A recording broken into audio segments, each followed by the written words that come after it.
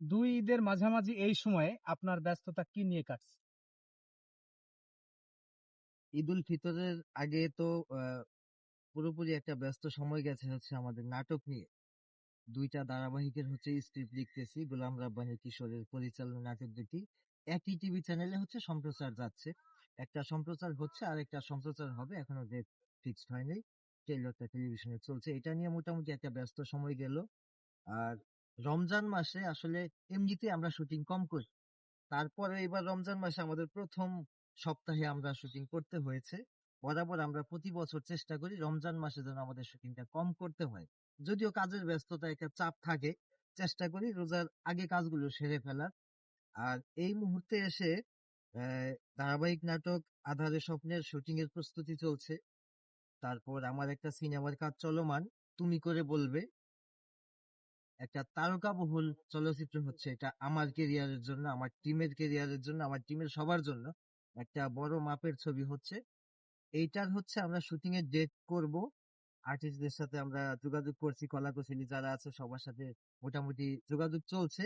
হয়তো সামনে মাসের প্রথম সপ্তাহের দিকেই আমরা লাইট ক্যামেরা অ্যাকশনে আবার ব্যস্ত সময় শুরু করব।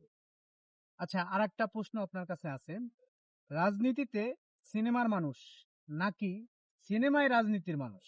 এটা একটা মজার প্রশ্ন। আসলে রাজনীতিও আমাদের দেশের কালচার, সিনেমাটাও আমাদের দেশের কালচার, আমাদের দেশের সংস্কৃতি।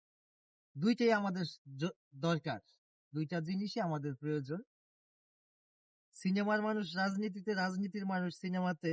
এখানে আহ, যেই বিষয়টা সবার আগে আসে সেটা হচ্ছে একজন মানুষ, দেশের জনগণ, অথবা দেশের একজন নাগরিক, আমরা যেইভাবেই বলি।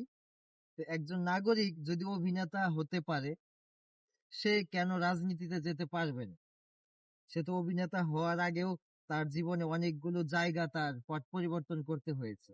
একেবারে ক্লাস ওয়ান থেকে শুরু করে পড়াশোনা করতে করতে নানান ধকল, নানান জায়গা চেঞ্জ করে একটা সময় এসেছে মানে সিনেমা ইন্ডাস্ট্রিতে সে যেই পদেই ক্যারিয়ার গড়ুক না কেন গড়তে হয়েছে।